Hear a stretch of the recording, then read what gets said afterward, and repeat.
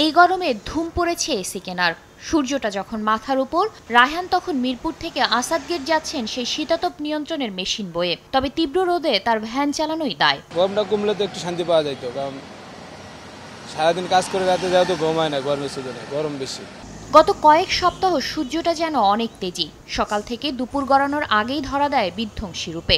এই গরমের ভিতরে দুজন মানুষ নিয়ে টানা বা তিন মানুষ টানা অনেক আমাদের কষ্ট হয়ে যায়। রিক্সা চালা তো খুব কষ্টের কাম, এই তাও গরিব মানুষ দেখি চালে খাই। তাপমাত্রা বেশি, শরীর জলে জ্বালা পোড়া করে গরমে।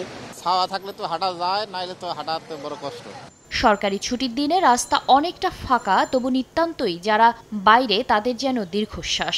একটু বৃষ্টি হলে তো আরাম পাইতাম অবশ্যই। একটা করে বাড়ানো হচ্ছে, শার্ট প্যান্ট সম্পূর্ণ ধুয়ে গেছে। গায়ে পোশাকও গরম লাগে, রাস্তায় গরম লাগে, গাড়ি গরম, উপর থেকে গরম, চতুর্দিকে গরম। আর আমাদের অন্যান্য স্বাভাবিক দিনের চাইতে আজকে অনেক কষ্ট লাগে। 1, 2, 3 ঢাকায় জমি জিতে নিন 100% ক্যাশব্যাক সহ 20 কোটি টাকার পুরস্কার। এবারের একটাই চাওয়া, কবে আসবে বৃষ্টি, কবে ফিরবে স্বস্তি। দোয়া করেন সবাই আল্লাহর কাছে, আল্লাহ যেন বৃষ্টি দেয়, আমাদেরকে সবাইকে শান্তি দেয়। সেই সুরেই যেন সুর মিলিয়েছে আবহাওয়া দফতর। পূর্বাভাস বৃহস্পতিবার থেকে বৃষ্টির, তবে পুরোপুরি শান্তি মিলবে আরও 2-1 দিন বাদে। 2রা মে আমরা আশা করছি দেশের তাপমাত্রা অনেক জায়গাতে কমে যাওয়ার সম্ভাবনা আছে এবং সেই সাথে দেশের অনেক জায়গাতে বৃষ্টিপাতের সম্ভাবনা আছে।